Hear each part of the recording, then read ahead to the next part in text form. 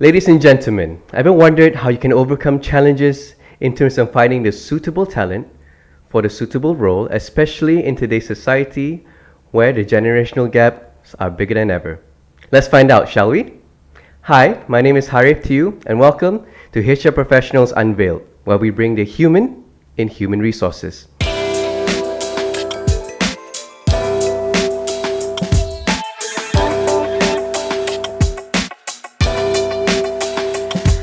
My guest for today has no short of accolades. She has garnered a lot of certifications such as a trainer, instructor, and many more. Throughout her 20 years of experience, she has dabbled and worked in many different HR functions in many different industries as well.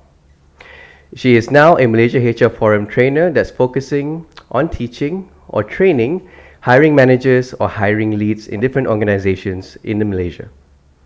Ms. Kat, welcome to the show. Hello. Thank you for having me. Not a problem, not a problem. Yeah. I hope you enjoying yourself so far. Just Yep. wanted to ask you, what interests you so much about HR?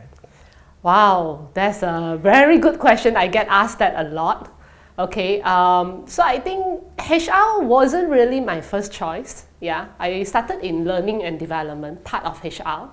But along the way, I was given opportunities by my mentor to move into HR, to be a generalist.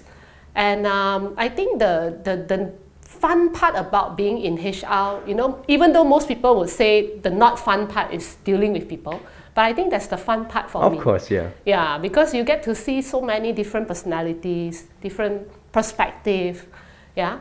And I often think that, being in HR is probably also a very noble job, I say that because, sometimes you get to realign or you get to actually do the right things for the company. Mm-hmm. So that's what really interests me in HR. Yeah, that's good to know. I like that you mentioned because that's right. Even in any industry or in any job as well, HR deals with probably the most amount of people in compared to sales, in compared to events. Correct. So we're going to dive a bit about the information on accurately assessing people in a suitable role, or at least in different roles in the company. Yep.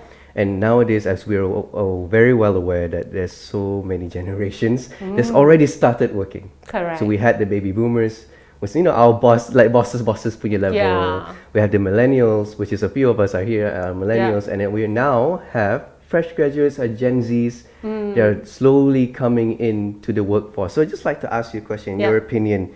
When you go through these interviews, and I'm pretty sure you have, and you mentioned to me earlier that you now do interviews and hiring for.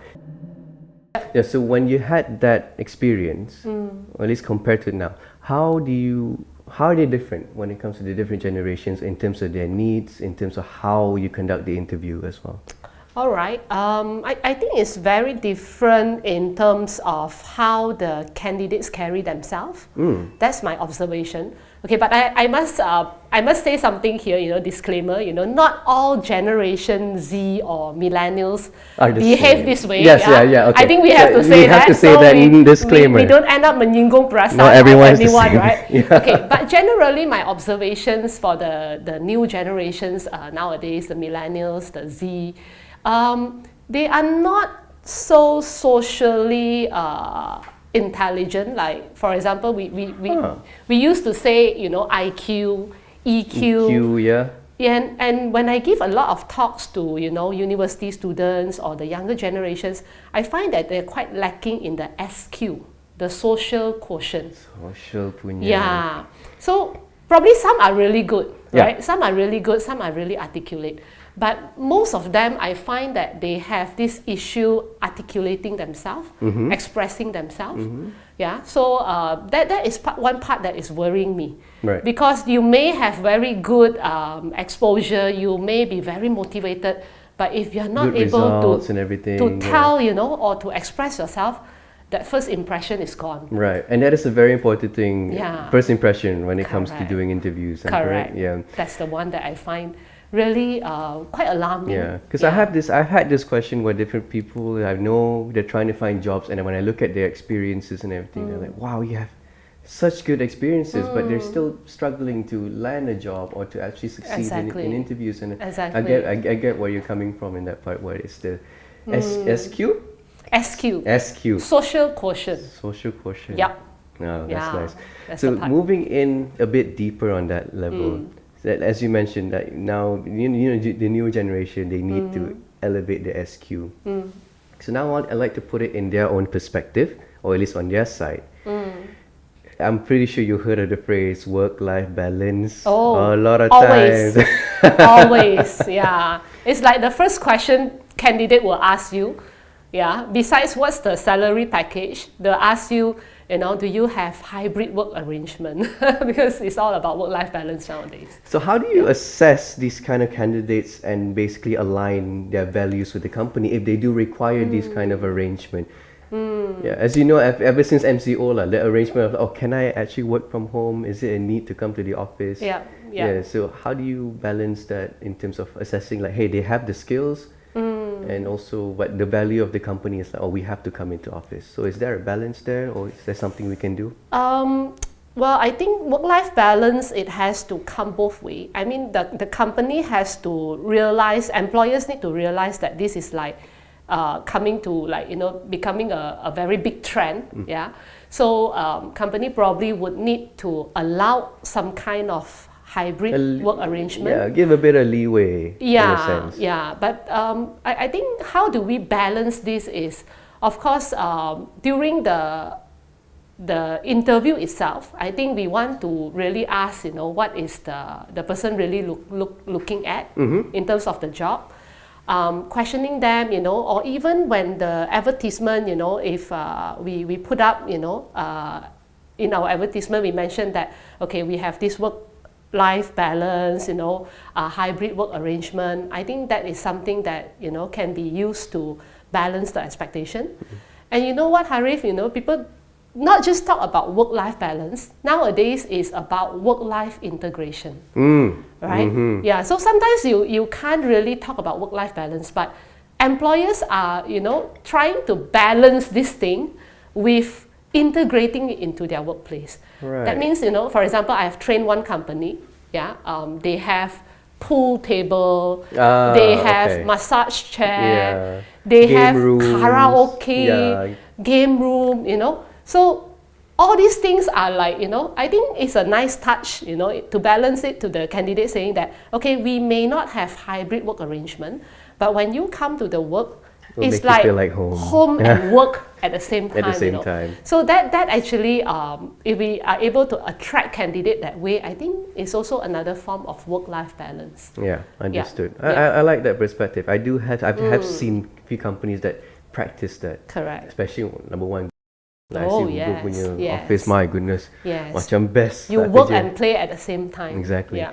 So another question that I have actually is, when it comes to interviewing, so what makes a candidate successful? So how do you become a successful candidate in terms of an interview? Give me just a short one example in your opinion, other than the SQ you mentioned. Okay. For me, I believe in this thing. It's called think win-win. Okay, so when you go for an interview, I think it's important to think win-win. Okay, for example, if I'm a candidate, I'm going to your company for interview.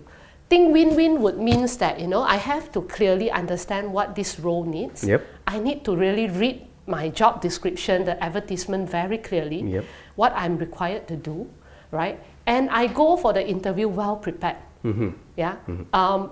Back to your question number one, another thing that I observe really lacking is sometimes candidate doesn't prepare well enough. They go and they don't read up about the company. They just try their luck. They don't really know what the job is asking for. Right, yeah. So I think win-win is very important. Win-win. Interviewer can actually see whether you are coming prepared or not. Yep. Understood. So think win-win, Think win-win.